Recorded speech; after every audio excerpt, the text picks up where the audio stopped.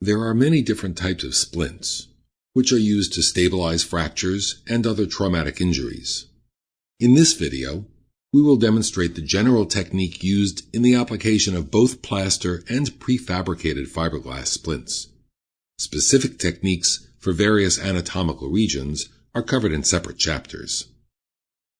Splints are not the same as casts. Unlike casts, splints are not circumferential and thus accommodate swelling that is often associated with acute orthopedic injuries. Casts are stronger than splints and are generally used for long-term immobilization once edema has subsided. In this video, only the application of splints is demonstrated. Prior to splinting, obtain and review the appropriate radiographic studies. 2 views of the fractured bone should be obtained. If there is significant displacement or misalignment, a reduction maneuver may be necessary prior to splint application. Carefully examine the extremity for any injury to the skin, which may indicate an open fracture. Open fractures require emergent orthopedic consultation as well as early irrigation and debridement to prevent infections. Additionally, perform and document a detailed neurovascular examination prior to splinting. This includes an assessment of capillary refill, peripheral pulses, and motor and sensory function.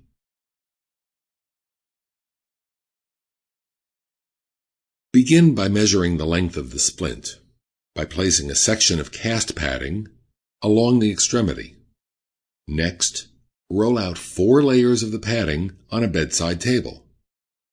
The first 3 layers should lie directly on one another. 2 strips of padding are used to make the top layer, and these are offset from the center. The overhanging edges will be used to fold over the plaster. Appropriate padding is essential in making a good splint. Padding prevents the hardened plaster from injuring the underlying tissues and bony prominences. Additional padding may be used if desired. However, as more layers are added, the immobilization offered by the plaster is lessened. Next, roll out layers of plaster bandages over the cast padding. For smaller splints, usually 8 to 10 layers of plaster are used. For larger splints, 10 to 15 layers may be required. Additional plaster may be used if clinically indicated. However, be aware that thicker splints are heavier and often uncomfortable for the patient, and are more likely to cause plaster burns. Soak the layers of plaster in a bucket filled with room temperature water.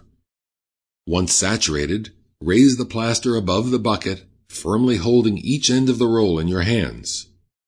Remove excess water by allowing the plaster to fold upon itself and then gently squeezing the layers. Do not use hot water to soak the plaster bandages. Heat is released when the plaster is exposed to water, and plaster burns may occur if hot water is used. Place the wet plaster onto the cast padding and smooth the surface by running your hands over it. This causes the layers to form a single mass of plaster. Fold the overhanging edges of the cast padding over the plaster. This single layer of padding is used to prevent the plaster from adhering to the elastic bandage. Apply the newly constructed splint to the extremity. Gently mold the plaster to the body using the palms of your hands. Next, begin to roll an elastic bandage around the splint. In general, wrapping should proceed in a distal to proximal direction. However, it may be necessary to begin toward the center of the splint to secure it, if an assistance is not available. Overlap each wrap by 50% and apply a modest degree of tension to the roll as you progress. Once the splint has been applied, gently shape it and mold it to the extremity using the palm of your hand. This must be done before the plaster has set, which usually occurs in about 10 minutes. Avoid using your fingertips to mold the splint. This may cause indentations in the plaster, which may lead to pressure sores. Finally, perform a post-splinting neurovascular exam including capillary refill and motor and sensory function. A variety of prefabricated fiberglass splinting materials are available. In general, these splints contain multiple layers of fiberglass surrounded by padding material. Note that there are two distinct sides to the splint. This side is padded, and it is essential to place it next to the patient's skin. The other side is not padded, and is intended to prevent the fiberglass from sticking to the elastic bandage. Hold the splint next to the extremity to measure the required length. If the splint is too long, it can either be cut to size or folded back on itself. Next, soak the splint in room temperature water. As with plaster splints, hot water must not be used in order to avoid splint-related burns. Place the saturated splint on the bed and run your hands over the surface to assure that the water has equally penetrated all layers of fiberglass. Now apply the splint.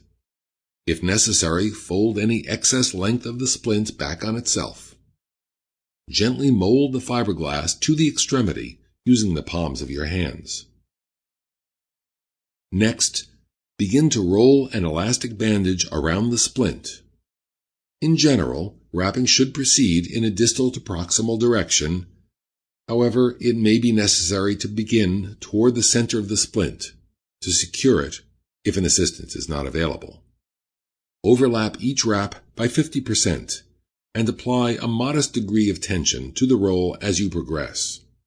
Once the elastic bandage has been applied, additional positioning or molding may be performed before the fiberglass cures. Repeat a thorough neurovascular examination of the affected extremity after the splint has been applied. This examination should include capillary refill and motor and sensory function.